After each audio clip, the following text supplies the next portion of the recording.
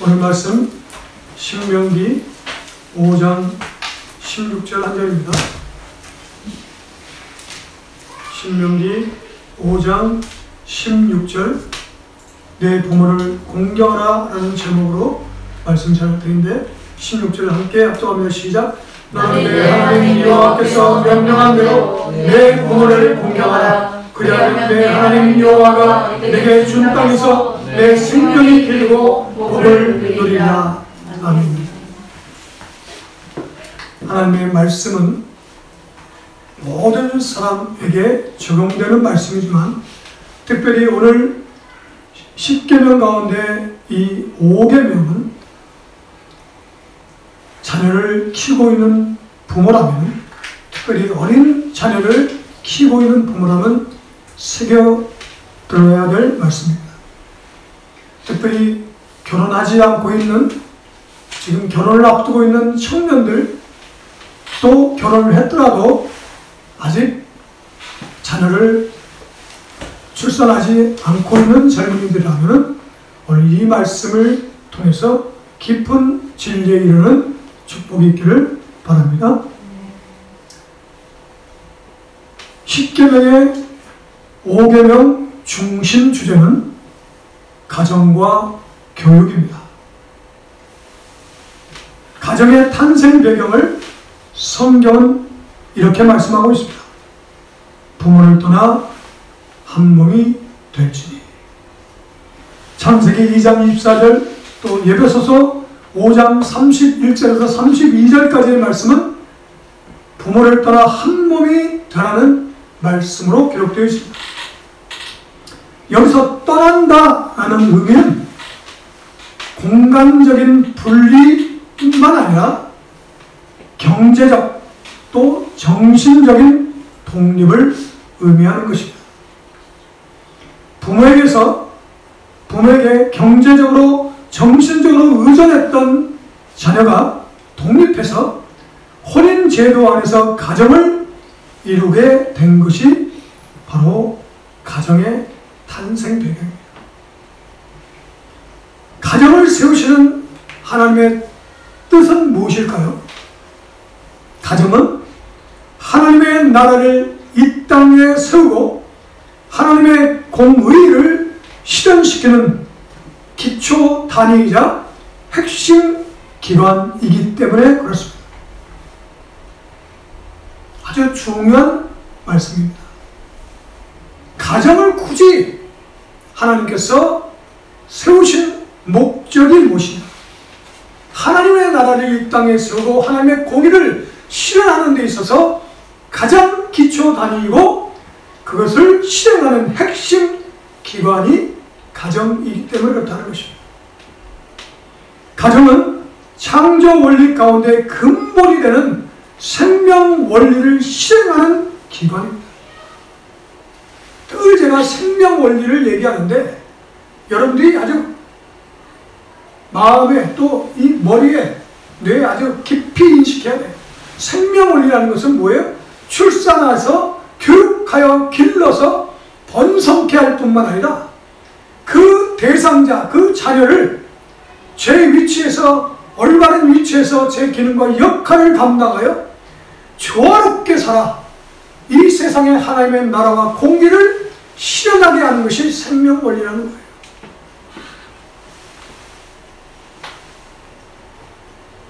그것 때문에 그 목적을 이룰 수 있는 유일한 기관이 가정이기 때문에 하나님은 가정을 세우시는 것이라는 것입니다. 가정이 세워지는 과정을 한번 살펴보자면 혼인제도 안에서 남녀가 부모를 떠나 한 몸이 됨으로써 탄생된다고 앞서 말씀드렸죠. 하지만 결혼한 남녀로 인해서 탄생된 가정은 아직 온전한 가정이라고 말할 수가 없어요. 가정이 시작됐지만은 온전한 가정이라고 얘기할 수 없다는 거예요. 하지만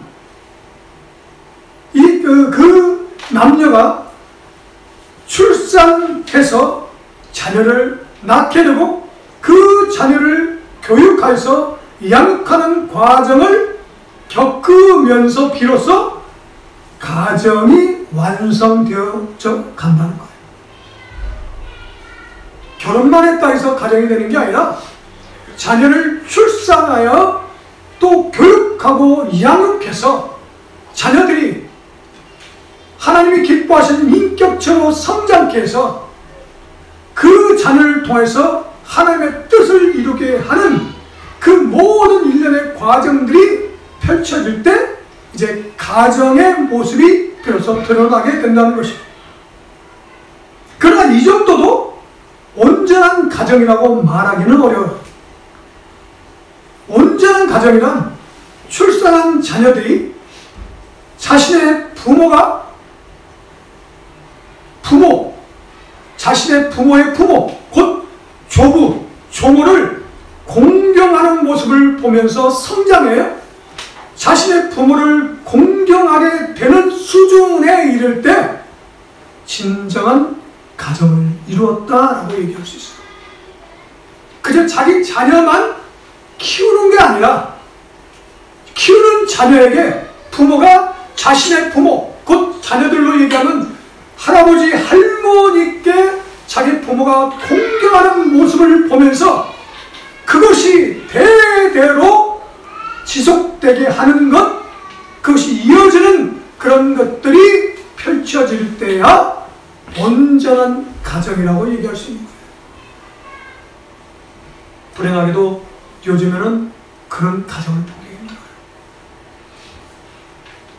한 세대, 두 세대만 살아요. 세 세대 이상 사는 가정을 거의 볼 수가 없어요. 온전한 가정이라고 얘기할 수 없어요.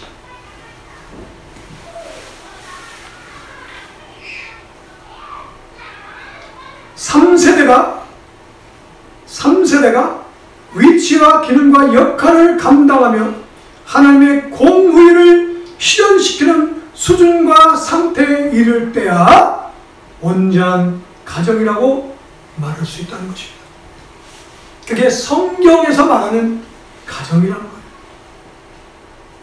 다시 말해 윗세대로부터 아랫세대로 이어지는 그 생명 원리의 역사성, 곧 지속성이 확보된 가정이 온전한 가정이라고 얘기할 수 있다는 거예요.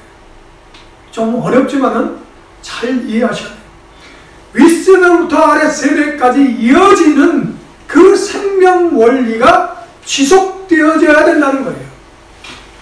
지속되어지면서 가정의 역사가 확립되는 거예요. 그래야 온전한 가정이라고 성경은 말하고 있다는 거예요. 가정의 중심축은 부모입니다. 가정의 중심된 축은 부모와 자녀를 출산하게 되면 자연스럽게 부모가 되지만 부모가 된다는 것은 취사 선택하듯 할 수 있는 게 아니라는 거예요. 결혼을 하지 않으려는 비혼주의자들, 또 아이를 낳기 싫어해서 부모 되기를 거부할 수 있는 그런 문제가 아니라는 거예요. 내 마음대로 결혼하고 안 하고, 또 결혼했다 해도 자녀를 취사 선택하듯 낳기 싫으면 안 낳고 낳고자 하면 낳고, 이런 성질의 것이 아니라는 거예요. 생명 원리는 인간 스스로 취하고 버릴 수 있는 선택사항이 아니라는 것을 명심해야 돼요. 우리 자녀들 명심하세요. 이건 선택사항이 아니에요. 자녀를 낳고 안 낳고, 자녀 키우기 힘든데, 얼마나 어려운데, 경제적으로 너무 부담이 돼. 나는 자녀 안 낳을래. 이런 문제가 아니라는 거예요. 생명 원리를 역행하면은 그 역행하는 것으로 인해서 오는 엄청난 부작용들이 있어요. 원리라는 게 그렇다는 거예요. 중력의 법칙이나 인과율의 법칙을 선택할 수 없는 것처럼 중력의 법칙을 선택할 수 있나요? 나는 중력의 법칙 싫어. 나는 따를 수 없어. 무시할 수 있나요? 회피할 수 있나요? 만약에 중력의 법칙을 역행하려면 그 역행에 따른 엄청난 부담을 줘야 돼요.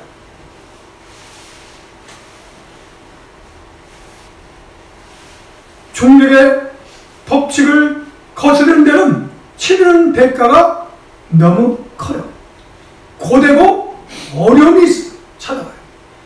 자, 선생님들이 학생들을 체벌할 때 가장 손쉽게 체벌한 것이 뭐죠? 나가서 뭐하고 있으라 그래? 손 들고 있으라 그러죠. 왜 손 들게 하는 걸까요? 손 든다는 건 뭐예요? 중력을 거스르는 거예요. 그래서 손 들고 있으면 어떻게 돼요? 조금만 있으면 힘들어요. 왜? 중력의 법칙이 힘들게 만드는 거예요, 그게. 그러니까 손 들고 있게 하는 게 벌이 되는 거예요. 하나님이 제정하시는 법칙과 원리는 내가 취사 선택할 수 있는 것이 아니에요. 심고 거두는 법칙을 하나님이 제정하셨어요. 나는 그냥 거두기만 하고 싶어. 가능한가요? 불가능해요. 하나님의 은혜가 임하는 심지도 않는데 거둔다? 그건 무속적인 사람들이 갖고 있는 생각이에요. 신에게 지성을 드리면 심은 것이 없는데도 거두게 하실 것이라는 착각을 하는 거예요. 그런 일은 일어나지 않습니다. 설령 일어난다면 그것은 사단의 역사예요. 결국 그것 때문에 망하게 만든다는 거예요.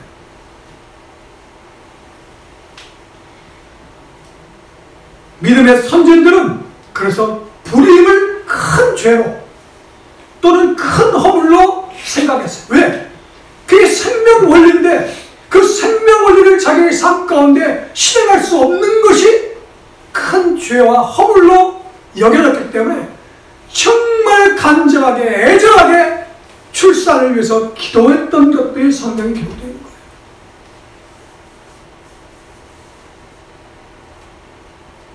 출산을 조금 미룰 수는 있겠죠. 준비가 덜 돼서. 하지만 출산을 안 하겠다 생각하는 것은 생명 원리를 거스르는 것이기 때문에 그 대가는 혹독하다는 것을 잊지 말기를 바랍니다. 원리에 순응하는 것, 순리적으로 산다는 것은 하나님이 제정하신 법대로 살아간다는 것.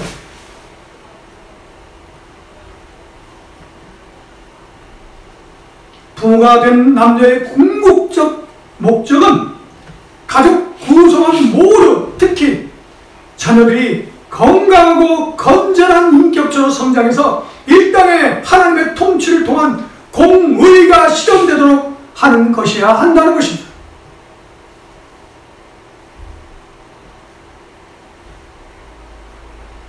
부모는 신체적, 정신적, 영적인 양육의 책임과 의무를 자연적으로 갖게 됩니다. 그 책임과 의무 첫 번째가 뭐죠? 먹이고 입히고 쉴 수 있도록 제반 여건을 제공함으로 신체적 성장을 도와야 돼요. 그게 부모의 책임과 의무예요. 두 번째는 윤리와 도덕을 가르쳐서 정신적인 성장을 도와야 돼요. 그게 부모의 책임과 의무예요. 근데 그것만 있는 게 아니라 세 번째 것이 정말 중요한데, 말씀 곧 성경을 가르치고 익히기 위해서 영적 성장과 성숙을 도와야 된다는 것입니다. 그게 부모의 책임과 의무라는 것입니다. 그래서 가정은 교육의 터전이 되어야 돼요. 하지만 오늘날 가정은 교육의 의무와 책임을 학교나 학원 그리고 교회의 교회 공동체에 이름해버리고 겨우 가정이 뭐냐? 의식주를 해결하는 정도의 수준으로 전락해버린 거였어요. 가정이 그냥 의식주 해결하는 거예요. 집에 가서 잠자고 밥 먹고 부모에게 용돈 다 쓰고 빨래 해주고 이 정도의 수준으로 전락해버렸어요. 모든 교육을 학원이나 학교에 맡겨버리고 또 교회에 맡겨버리고 목사님이나 교사들한테 다 맡기고 부모가 해야 될 그 교육의 책임과 의무를 망각해버리고 말았어요. 3살 버릇이 여든간다는 말은 교육의 중요성을 강조한 속담입니다. 보통 3세 이전에 대부분의 인격이 형성된다는 통계가 있는데 그 말은 교육의 틀이, 교육의 그 뼈대가 3세 안에 대부분 완성이 된다는 거예요. 양육한다는 말은 교육한다는 말과 다르지 않습니다. 양육한다는 건 그냥 우유나 또 식사나 먹여갖고 키운다는 의미가 아니라 양육한다는 것은 교육한다는 말로 들어야 돼요. 이와 같이 중요한 교육은 그 토대가 무엇인지가 교육의 가치와 교육의 질을 결정한다는 것입니다. 교육의 토대 중에서 가장 우선되는 것은 누가 교육하느냐예요. 누가 교육의 주체가 돼요. 가정교육에 있어 교육자는 누굴까요? 부모예요. 부모는 원하든 원하지 않든 교육자가 되어야 된다. 내가 원한다 해서 되고 원하지 않는다 해서 안 될 수 있는 게 아니라 필연적으로 부모는 교육자로 위치하는 거예요.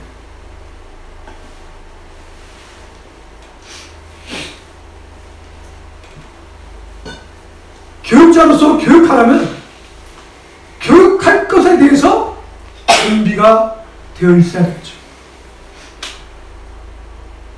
부모가 돼서 교육자로 그 역할을 해야 되는데 아무런 준비가 되어 있지 않다면 그 부모는 부모로서의 역할을 못하는 거예요. 준비가 되어 있어야 되는데 첫째 뭘 준비해야 되냐. 첫째, 자신의 부모로부터 보고 듣고 경험한 것들이 교육할 내용이 된다는 것을 잊지 마세요. 그러니까 지금 현재의 부모는 자신의 부모로부터 보고 듣고 배운 것들이 교육의 자산이 되는 거예요. 교육의 자산. 그러니까 나의 부모로부터 보고 듣고 배운 것이 나의 자녀에게 가르칠 수 있는 교육의 자산이 된다는 거예요. 두 번째는 학교 교육과 사회생활을 통해 경험한 것들이 내 자녀를 교육하는 교육의 자료가 된다는 거예요. 세 번째는 신앙 공동체에서의 목회자나 또 신앙 공동체 안에서의 신앙생활을 통해서 경험한 것들이 교육할 내용이 된다는 거예요. 자, 이 세 가지 중에 공통되는 단어가 하나 있죠? 뭐죠? 경험이라는 거예요. 경험. 자신의 부모로부터 보고 듣고 경험한 것, 학교, 사회생활을 통해서 경험한 것, 신앙생활을 통해서 경험한 것, 이 경험이라는 게 굉장히 중요한 것입니다. 교육은 원리를 경험하게 하는 것이어야 돼요. 그냥 경험이 아니고 어떤 것을 경험시킨다고요? 원리를 경험시키는 거예요.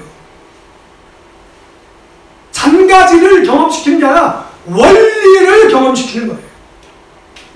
요즘에 아이들이 수학 원리를 잘 몰라요. 정답 숫자 계산기를 두들려갖고 몇 곱하기 몇 딱 누르면 나오니까 원리를 모르는 거예요. 원리를 안다는 것은 대단히 중요한 거예요. 성경은 원리를 말씀하는 거예요. 특별히 십계명은.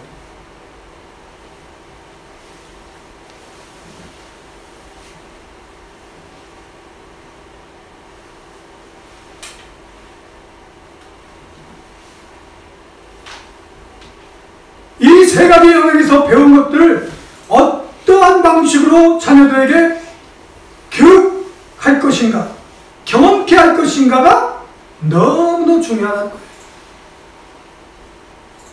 그냥 교육한다고 해서 그냥 지시하고 야 이런 내용이 있어 너 암기해 그렇게 살아야 돼 이 정도가 아니라 원리를 경험시켜 줘야만 그 자녀들이 그 원리를 경험한 것을 통해서 이 세상을 살아가는, 또 이 세상에 하나님의 나라와 하나님의 뜻을 실현시킬 수 있는 자양분을 공급받게 된다는 거예요. 교육에 있어서 가장 효과적인 교육 방식은 보여주는 것입니다. 보여주는 거예요. 그래서 하나님이 이스라엘 백성들을 애굽 땅에서 이끌고 나와서 광야 40년 동안 훈련시켜 가나안 땅에 입성시킨 그건 뭐냐면 가나안 땅에서 하나님의 나라와 하나님의 의를 이루는 것들을 주변 여러 나라에 보여주게 하기 위해서 가나안 땅에 입성시킨 거예요. 보여주는 것, 이게 교육의 아주 중요한 것. 보여줘야 돼요. 부모가 모델이 되는 방식을 의미하는 거예요. 부모가 모델이 돼야 돼요. 부모가 기도는 진짜 안 하면서 자녀한테 기도해야 돼! 기도해야 돼! 라고 하는 말은 틀리지 않아요. 근데 기도하는 모습을 부모로부터 본 적이 없어. 그러면 자녀들은 기도의 영성이 자랄 수가 없는 거예요. 말씀을 깊이 묵상하고 말씀에 대한 삶의 그 모습들이 부모를 통해서 보여줘야만 자녀들이 말씀대로 사는 것이 저거구나 배우게 된다는 거예요.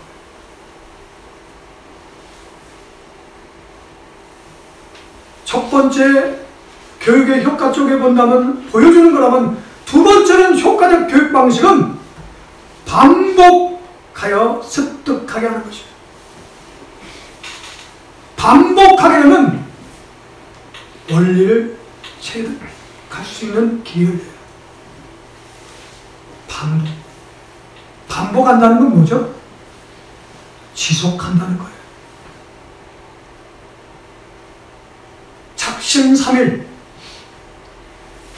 설령 작심삼일도 3일 끝나고 다시 작심하면 반복이 되는 거예요.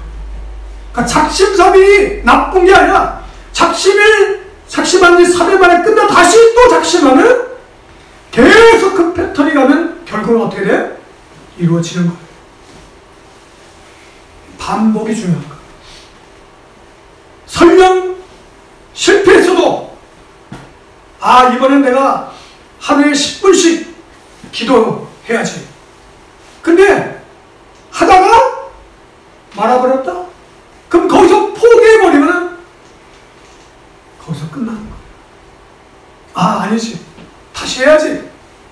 그래서 다시 무릎을 꿇는 연습을 다시 해서 계속적으로 반복하다 보면 자신도 모르게 기도의 영성이 근력으로 쌓이게 된다는 거예요. 지속적으로 반복하게 되면 자연스럽게 습득되는 것이 이 지혜. 신명기 6장 7절 9절 말씀은 반복 교육을 강조한다. 자, 신명기 6장 7절 9절 7절에서 9절 시작. 내 자녀에게 부지런히 가르치며 집에 앉았을 때든지 길을 갈 때든지 누워있을 때든지 일어날 때든지 이 말씀을 강론할 것이며 너는 또 그것을 내 손목에 메어 기호를 삼으며 내 미간에 붙여 표를 삼고 또 내 집 문설주와 각각문에 기록할지니라. 이건 계속해서 하라는 거예요. 우리의 부패된 특성은 지속할 수 있는 힘이 없어요. 그걸 늘리는 것, 지속할 수 있도록 근력을 키우는 것은 반복하는 것밖에 없어요. 그러면 근력이 생겨요. 만시간의 법칙 늘 얘기하죠. 만시간의 법칙이라는 게 뭘까요? 적어도 만시간이 채워져야만 그 사람의 것이 된다는 거예요. 그 만시간을 채우려면 어떻게 돼요?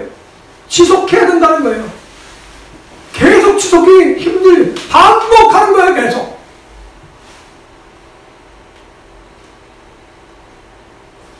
우리 예성이가 근육을 이렇게 키웠잖아요.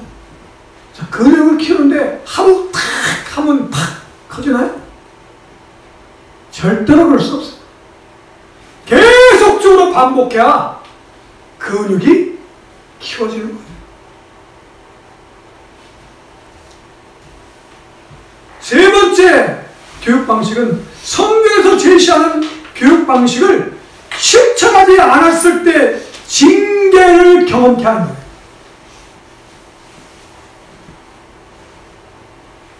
하나님께서 제시하신 그 방식대로 실천하지 않았을 때 오는 그 징계가 있음을 경험시켜 줘야 된다는 거예요. 근데 중요한 것은 징계는 사람이 대상이 아니라 행위가 대상이 되는 징계를 얘기하는 거예요. 근데 오늘날 부모들이 이것을 놓쳐요.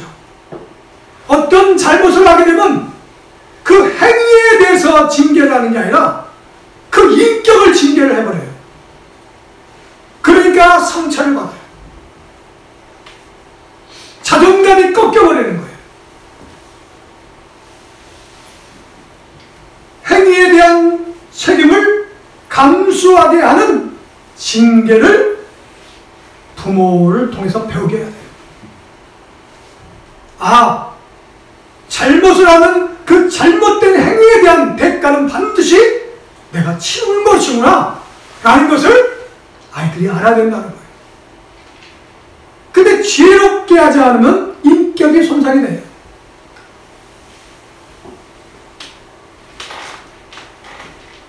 중요한 것이니까 잘 유념하십시오. 왜 행위에 대해서 징계를 안 하냐면 행위는 심겨지는 거예요. 이건 우리가 어떻게 피할 도리가 없어요. 심는 것은 땅에다 씨앗만 심는 게 아니에요. 우리의 행동, 우리의 시간, 우리의 물질, 이 모든 것이 심겨지는 그 원리에 따라 심겨져요. 이걸 잘 몰라요, 사람들이. 시간도 심겨진다는 것, 물질도 심겨진다는 것, 우리의 마음씀도 심겨진다는 것을 몰라요. 그러니까 우리가 어떤 자녀들이 또 우리 삶에서 우리가 잘못을 저지르잖아요. 그러면 그것 자체로 끝나는 게 아니라 그 행위가 어떻게 되는지 심겨져요. 가만히 내버려 두면 그것이 심겨진 것이 뿌리를 내리기 시작하면 어떻게 돼요? 생각보다 훨씬 더 큰 영향력으로 그것이 발전해요. 그래서 그 행위를 봤을 때 바로 그 행위에 대해서 직면시켜주고 교정하고 그것이 필요할 때 징계를 해줘야 된다는 거예요. 근데 오늘날 부모들은 그냥 자기 자녀들을 사랑한다는 잘못된 착각으로 징계를 안 해. 징계가 없어. 아, 칭찬은 고래도 춤추게 한다고 막 칭찬만 해주는 거예요. 칭찬이 나쁘다는 얘기가 아니에요. 근데 잘못된 어떤 것을 보게 되면 그것에 대해서 직면시켜줘야 되고 그것이 심겨져서 엄청난 것들로 열매가 맺혀진다는 것을 알게 해야 진정한 교육이에요. 힘겨진다는 것을 잊지 마십시오. 시간도 반드시 힘겨져요. 거짓말을 하면 그 거짓말 하는 것으로 끝나는 게 아니라 그 거짓말이 심겨진다니까. 이게 놀라운 거예요. 참으로 무서운 거예요. 그걸로 끝나는 게 아니에요.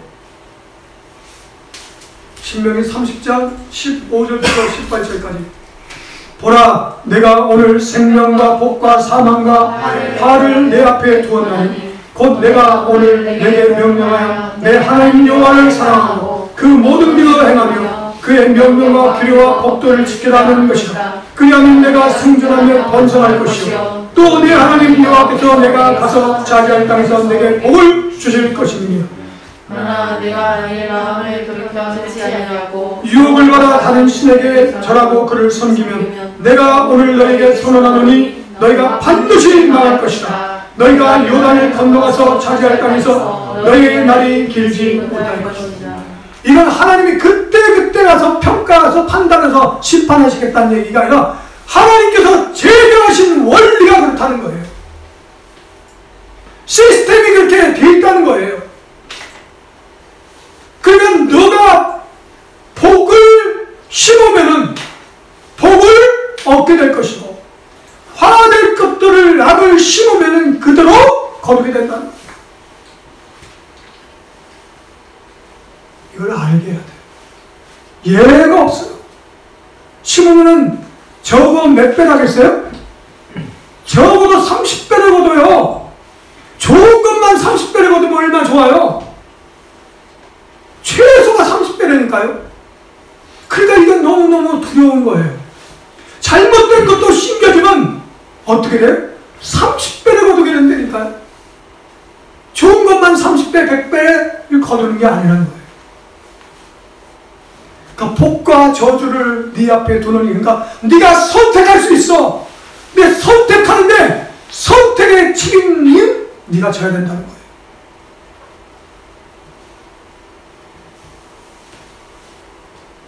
심은 대로 거두게 되는 원리를 배우는 것이 교육이라는 것을 잊지 마시기 바랍니다. 원리를 확인하는 과정은 교육 가운데 가장 중요한 부분인 거예요. 원리는 확신하는 게 아니에요. 그 하나님의 원리대로 하나님의 법대로 살게 되면 반드시 거기에 대한 경험을 하게 되는데 그 경험을 하게 되면 확신하는 게 아니라 확인이 되는 거기 때문에 흔들리지 않는 거예요. 어떤 경우더라도 흔들릴 수가 없어요. 왜? 확인된 것이니까.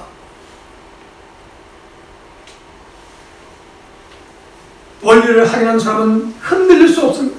그것은 너무도 확실하게 소원하거나 신념을 갖는 차원과는 근본적으로 다르다는 것입니다. 선본에 거주하는 어느 집사님은 자신의 아버지로부터 배운 재정의 원리를 자신의 직원에게 간증함으로 그 직원도 그 원리대로 살아보려고 결단했다는 얘기를 들었어요. 그것을 실행에 옮겼다는데 그 원리가 뭐냐면 그 일터에 그 집사님이 다니는 그 사장이라는 아까 그분이 자기 아버지한테 배운 원리가 있는데 자기가 직장생활 하면서 그때는 사업하지 않고 직장생활 할 때 그냥 받은 금액 갖고 그때 200 몇십만 원 받았나 보죠. 그러니까 23만원 11조 하면서 그냥 바둥바둥하고 사는 그 모습을 보면서 아버지가 그랬대요. 얘야, 너 재정의 그 원리를 그렇게 모르겠냐? 너는 지금 네 받는 봉급의 10분의 1 커해놓고 그거 갖고 그렇게 사는데 그렇게 하지 말고 네가 바르는 금액의 10분의 1을 먼저 들여가. 너 100만원 11조 해봐. 근데 그 아들이 그 말을 정말 믿음으로 받아들여서 그 다음부터 100만원을 했대요. 230만원 받는 사람이 100만원을 그냥 11조를 했대요. 지금 돈을 하나님 앞에 헌금하라고 지금 강요하려고 이 말씀 드린 게 아니에요. 원리를 설명하는 거예요. 놀라운 있었는데 그 사람이 점점 수입이 늘어나서 100만 원이 훨씬 넘는 11조를 드리게 됐다는 거예요.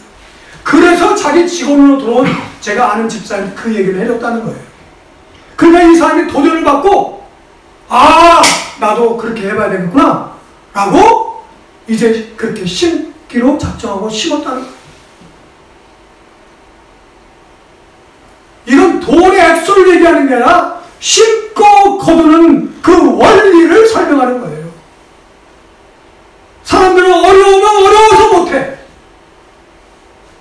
돈이 없다는 핑계로 어려워서 안 해. 그런데 그러면 계속 더 어려운 거예요. 왜? 심어야만 거두니까. 나는 우리 안지승 선동님이 이 원리를 조금씩 배워가는 것이 너무 감사해요. 이건 신앙이 깊다 얕다 차원이 아니라 그 원리대로 하면은 그 원리만큼은 변함없이 이건 누구에게도 동일하게 그 역사하는 거예요. 원리니까 신앙의 깊이와 상관없어요. 심으면 거두게 되는 거예요. 하나님이 그렇게 제정하신 거예요.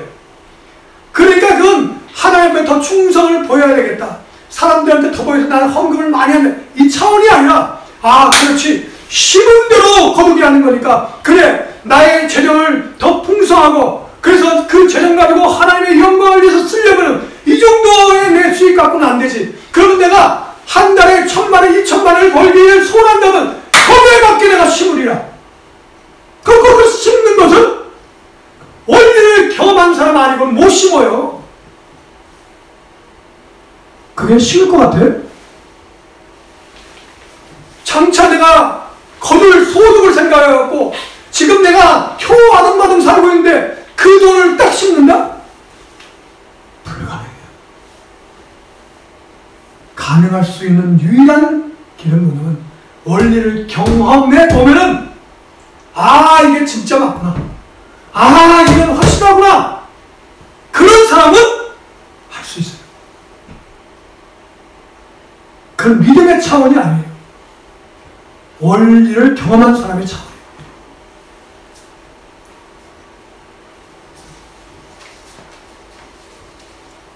오늘 나누고 있는 5경영에 내 부모를 공경하라고 그 계약을 맺고 있는 내용을 담고 있는데 부모를 공경한다는 의미는 무엇이고 공경하라 하신 이유는 또 무엇일까요? 공경하다라는 단어는 카바드, 원어로 카바드라는 단어인데 무겁다, 힘겹다, 짐이 되다, 또 존경하다, 영원없다 이런 굉장히 스펙트럼이 넓은 의미를 갖고 있어요. 무겁다, 힘겹다.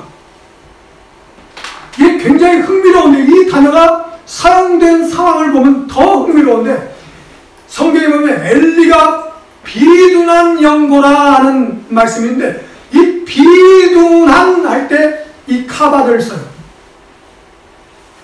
또 압살롬이 그 머리털이 무거움으로 할 때 그 무거움으로 할 때도 이 카바드라는 단어를 써요.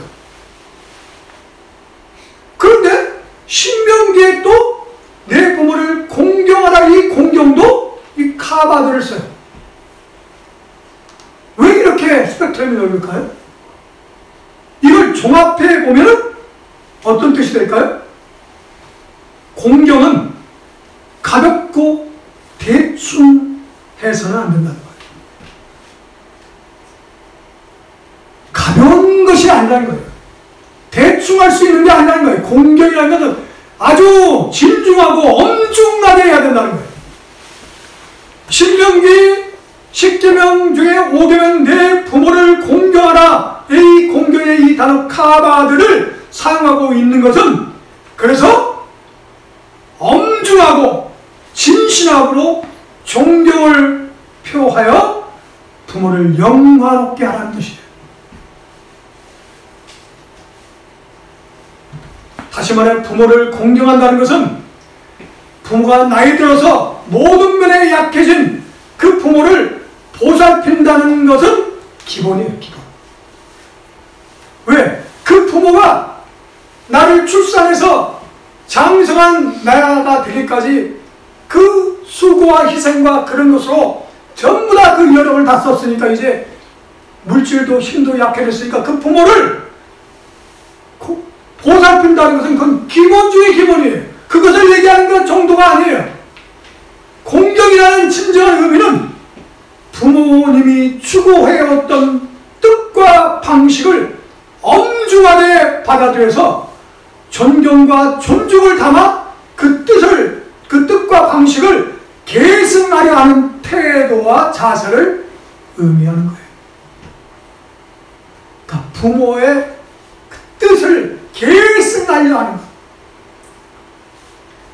부모가 영화롭게 되고 부모가 영광을 받는 것이 무엇일까요?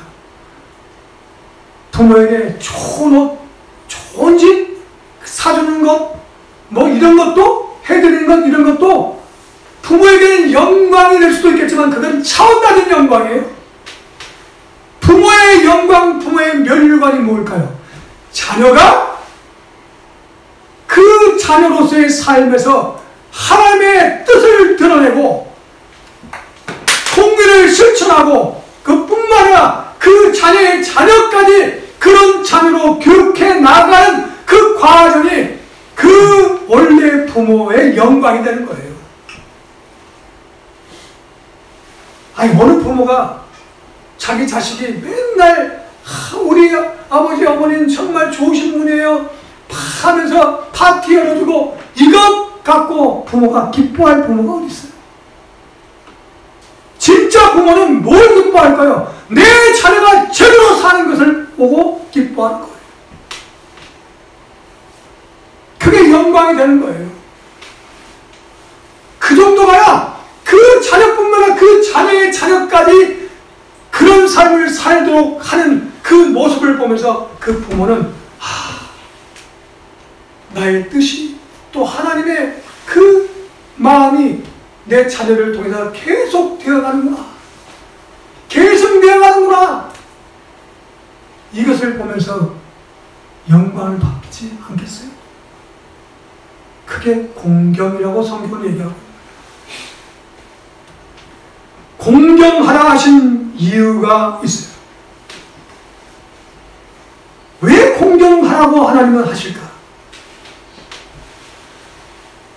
공경의 태도와 과정을 통해서 하나님께서 허락하신 그 기업이 그러니까 물질적인 것, 정신적인 것, 영적인 모든 기업이 계승되어지기 때문에 부모를 공경하라는 거예요. 그냥 부모한테 효도하라는 차원이 아니라 공경을 통해서 어떻게 돼요? 공경의 과정을 통해서 부모로부터 나로 내 자녀로 그 모든 물질적인 것, 정신적인 것, 영적인 그 기업들이 계승되어지기 때문에 공경하라는 거예요. 이해가 돼요? 이해가 되셔야 돼요. 또 공경의 태도와 과정을 통해서 교육이 이루어지기 때문에 공경하라는 거예요. 기업이 물려지는 것뿐만 아니라 공경의 과정을 통해서 교육이 이루어지기 때문에 공경하라는 거예요.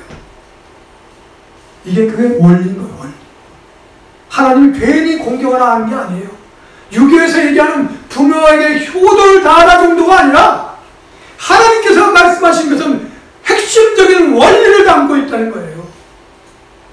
하나님이 허락하신 하늘의 신령한 복과 땅의 기름진 복이 계속 계승되어져서 기업으로 물려져야 되기 때문에 그래서 부모를 공경하라는 거예요. 우리 자녀들은 부모를 공경하실 거예요. 용돈 드리는 게 공경하는 게 아니라니까요. 그것도 공경의 아주 적은 퍼센테이지겠지만 진정한 공경은 하늘로부터 내려오는 그 신령한 복, 땅의 기름진 복이 부모로부터 계속 대대로 내 때뿐만 아니라 내 다음 세대까지 이어지게 하도록 하는 것이 공경이기 때문입니다. 그게 교육이기 때문에 공경하는 거예요. 그렇기 때문에 부모에게 쓰는 말투도 공경하게, 공경의 그 태도를 가지고 부모에게 말투도 그렇게 해야 돼요. 그 요즘에 젊은이들, 요즘 아이들은 부모에게 너무 함부로해. 말투가 하대. 그런 교육이 될 수가 없어요. 자기 부부끼리도 존칭을 쓰는 부부들이 요새 많이 생기잖아요. 아니, 부부한테는 존칭하면서 부모한테는 하대하고 막 하면 말이 되나요? 자기 자식한테 또 존댓말 써. 그러셨어요? 참.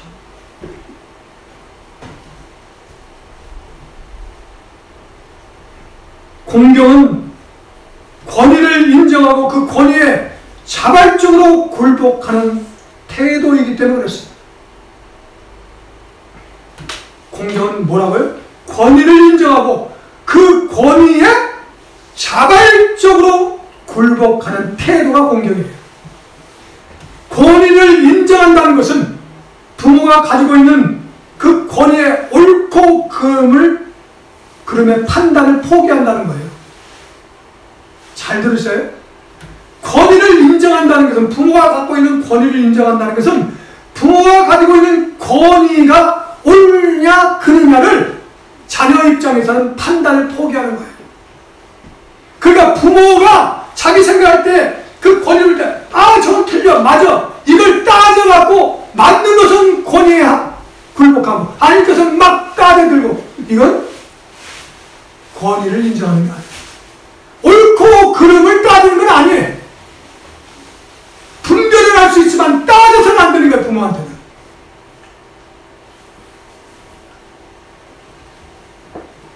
그것을 포기하는 것, 판단을 포기하는 게 권위를 인정한다는 것이고, 권위에 자발적으로 굴복한다는 것은 부모가 가지고 있는 권위의 옳고 그름과 상관없이 그 뜻을 헤아려서 수용한다는 거예요.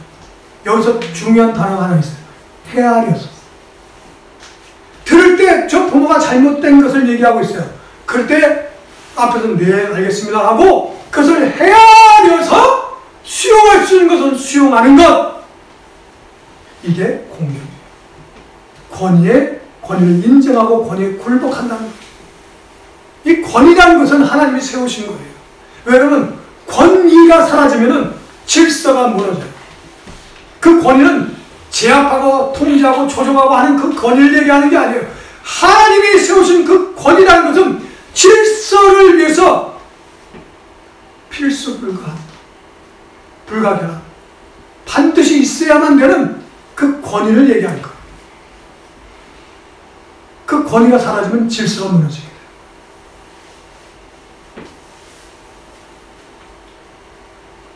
마지막으로 공경이 가져오는 유익과 은혜가 있어요. 에베소서 6장 2절부터 3절까지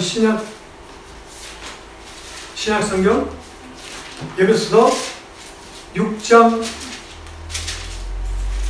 2절 3절 시작.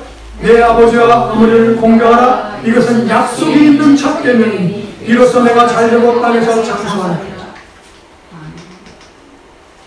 신명기나 출애굽기에는 약속 있는 계명이라는 단어가 없는데, 바울 사도는 지금 에베소에 있는 교회에게 뭐라고 얘기하면, 그 신명기에 나와 있는, 출애굽기에 나와 있는 5계명은 약속 있는 첫 계명이다 라고 해석해 주고 있어요. 이 약속이 있다. 원래 계명이라는 것 자체는 하나님과 맺은 계약이라고 얘기했잖아요. 그 계약과 상관없이 약속을 하고 있다. 다른 계명과 달리 이 5계명은. 근데 이 약속이라는 의미는 뭐냐면, 약속은 약속을 맺은 그 당사자의 세대 안에서 반드시 실현됨을 강조하는 표현이에요. 무슨 얘기인지 알아요? 하나님이 어떤 것들에 대해서 말씀하시고 할 때는 내 세대에 이루어지지 않는 것도 있을 수 있어요. 내 다음 세대, 하나님이 어떤 나에게 감동을 주시고 어떤 말씀을 주셨는데 내 때에서 이루어지면 좋겠는데 내 때에서 이루어지지 않을 수도 있어요. 그런데 약속하는 것은 자기 세대에 반드시 이루어지게 돼 있어요. 반드시. 그래서 바울 사도는 지금 약속 있는 첫 계명이라고 강조하고 있는데, 부모를 공경하게 되면은 공경하는 그 자녀들 세대 안에서 반드시 그게 이루어진다는 거예요. 그게 과학적으로도 증명이 돼요. 그게 뭐가 보장되는 거예요? 첫 번째는 내게 준 땅에서 강건함과 장수가 보장된다는 거예요. 자, 근데 내게 준 땅이라는 게 뭐냐? 그냥 토지만을 얘기하는 게 아니라, 그때 당시는 토지겠지만 지금의 얘기하면 가정이라는 그 장소, 가정, 그 홈도 될 수 있고 하우스도 될 수 있고 그 모든 것을 포함해서 얘기하는 거예요. 또 일터를 얘기할 수 있어요.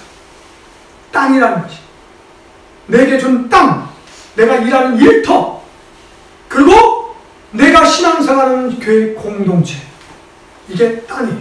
그 땅에서 강건함과 건강과 번성이 지속되어지는 은혜가 있다. 이건 믿으셔야 돼요. 이건 과학적으로 여실히 증명된 거예요. 부모를 공경하는 사람은요, 예수 안 믿는 사람도 이 복을 받아요. 이건 예수 믿는 사람만 받는 복이 아니에요. 부모를 공경하는 것에 하나님의 원리를 이렇게 만드셨는데, 세상 사람들도 우리보다 훨씬 못한 사람도 부모를 공경하는 사람은 뭘 받아요? 건강뿐만 아니라 번성이 지속되는 그것을 받아요. 그 예가 우리 작은 아버지, 우리 집안 식구들이 다 단명했는데 그 작은 아버지가 아직까지 살아계셔. 아직까지 살아계셔. 근데 그분이 우리 할아버지 할머니한테 지극히 잘했어요. 공경했어요. 그냥 효도하는 것이 아니라 정말 공경과 그 공경의 태도를 갖고 살았어요. 그러니까 장수하는 것, 하는 것마다 번성케 되어지는 그 복이 있었어요.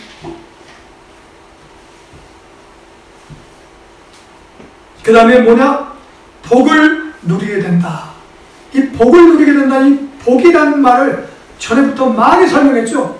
그냥 우리가 말하는 복, 그게 복이 아니라 이 성경에서 말하는 복은 생명력을 얘기하는 거예요. 생명력. 모든 것들을 약동시키는 것, 추동시키는 것, 이 생명력이 주어진다. 이게 정말 중요한 거예요. 자동차에 기름이 없으면 시동이 안 걸려서 못 가는 것처럼 이 복이라는 것은 휘발유와 같은 거예요. 에너지예요. 뭘 가동시키는 그 복이 부모를 공경하는 그 과정을 통해서 하나님이 약속하셨다는 것. 결론입니다. 가정은 하나님 나라의 기초단위이자 핵심 기관입니다. 가정은 말이 곧 악한 영들의 주요 공격 목표가 되는 것입니다. 이유는 가정이 무너지면 개인도 사회 공동체도 무너지기 때문에 악한 영들이 가정을 공격하는 것입니다. 가정은 생명 원리를 실행하고 또 생명 원리를 경험할 수 있는 가장 중요한 공동체의 기관이라는 것을 명심하시기 바랍니다. 가정은 부모를 따라 한 몸이 된 남녀로 시작되지만 자녀를 출산하고 교육하여 양육하는 그의 부모가 되어지는 그 과정을 통해서 가정이 완성되어져 한다는 것을 잊지 마시기 바랍니다. 가정은 교육의 터전입니다. 이 땅에서 생존 방식과 더불어 살아가는 윤리와 도덕, 그리고 하나님의 통치에 기초한 하나님의 공의를 실행하는 방식을 배우고 익히는 교육 현장이라는 것을 유념하시기 바랍니다. 그 교육의 중심에 부모가 있는 것입니다. 때문에 부모라는 위치는 하나님의 대행자의 위치인 것입니다. 부모에게는 엄중한 책임과 의무, 그리고 권세와 권한이 주어져 있다는 것을 잊지 마시기 바랍니다. 부모는 자녀들의 롤모델이 되어야 하고, 자녀들은 부모를 공경함으로 대대로 그 신령한 복과 기름진 복들이 기업으로 물려 내려오게 하는 위대한 그 계승되어지는 그 기관이라는 것을, 그 주체라는 것을 잊지 마시기 바랍니다. 오늘 이 말씀들은 저와 우리 모든 성도들, 또 인터넷으로 같이 예배드리는 모든 가정들이 오늘 이 말씀에 기초한 그 가정 부모로 거듭나고 또 자녀의 삶으로 변화되는 축복이 있기를 소원합니다. 기도합니다.